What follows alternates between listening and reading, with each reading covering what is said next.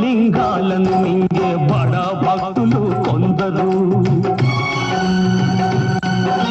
ముసుగులో మోసాలు చేసే మహా వ్యక్తులు కొందరు, ఆకలి తీరక నేరం చేసే